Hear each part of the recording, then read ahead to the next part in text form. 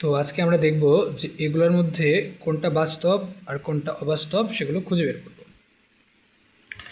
তো সেগুলো খুঁজে বের করার জন্য আমাদেরকে বাস্তব সংখ্যা কাকে বলে আর অবাস্তব সংখ্যা কাকে বলে সেই জিনিসগুলোকে ভালো করে বুঝতে হবে। তো বাস্তব ও অবাস্তব সংখ্যাকে মনে রাখার জন্য যে বিষয়টা আমাদেরকে লক্ষ্য রাখতে হবে সেটা হচ্ছে, প্রথমে আমরা বুঝে নিব অবাস্তব সংখ্যা কী। তো অবাস্তব সংখ্যা কোনগুলো? যেগুলোর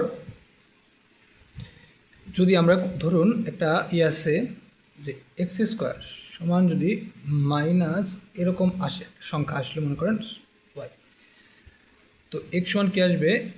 মাইনাস। তো এই ধরনের যে সংখ্যাগুলো সেই সংখ্যাগুলোকে বলা হবে অবাস্তব সংখ্যা। তো কি এরকম যে সংখ্যাগুলো আছে সেগুলো হচ্ছে সব অবাস্তব সংখ্যা, আর বাকি যে ধরনের সংখ্যা পাবো সেগুলো সব বাস্তব সংখ্যা। তাহলে এখানে কী কী আছে প্রথমে দেখি, এই যে রুট -7, তাহলে রুট -7 কী হবে? একটা অবাস্তব সংখ্যা হবে। আচ্ছা, আর কেউ কি এখানে অবাস্তব সংখ্যা আছে? দেখুন তো আর কেউ আছে কি না? হ্যাঁ, আরেকটা আছে, সেটা কি? আই কি? আই সমান হচ্ছে মাইনাস রুট -1, তাহলে এই দুইটাই হচ্ছে অবাস্তব সংখ্যা। আর বাকিগুলা কি হবে? বাস্তব সংখ্যা। তাহলে কি এটা একটা বাস্তব সংখ্যা, তারপরে কি -1 একটা বাস্তব সংখ্যা, পাইও একটা বাস্তব সংখ্যা। কেন?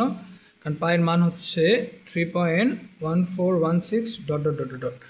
যেহেতু এরকম কোনো রুটের পরে মাইনাস কোনো কিছু নেই, সেহেতু এটাকে একটা বাস্তব হবে। এর মানও এরকম 2 পয়েন্ট সামথিং কিছু একটা আসবে। তারপরে কি আছে? √5 এটাও আছে। তারপরে এই সংখ্যাটাও কী হবে? বাস্তব হবে। তো আশা করি বুঝতে পেরেছেন। তো মূল কথাটা কি? মূল কথা হচ্ছে অবাস্তব সংখ্যা যদি আমরা খুঁজে বের করতে পারি তাহলে আমরা বাস্তব সংখ্যা সহজে বের করতে পারবো। অবাস্তব সংখ্যা কীভাবে বের করি? কোনো কিছুর রুট যদি মাইনাস কোনো সামথিং কোনো কিছু থাকে তাহলে ওই সংখ্যাটা কী হয়ে যায়?